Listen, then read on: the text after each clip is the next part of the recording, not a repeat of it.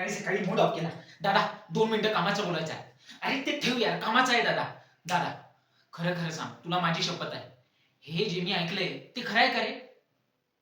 काय म्हणजे ते आई बाबांचं ते पाहुणा येणार आहे असं काहीतरी? काय ताडे खरं आहे?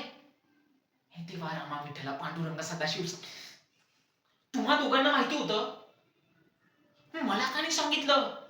माझी इज्जत आहे की नाही घरात? या वयात बाळ कसं वाटणार? किती ऑकवर्ड, म्हणजे 50शीत बाळ काढतायत ही लोक.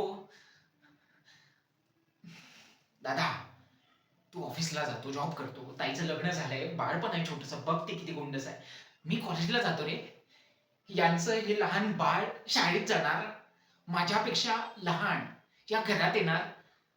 R you serious? कॉमेडी नाही करताय तुम्ही? नाही काय बोलू आई बाबा आहे काय?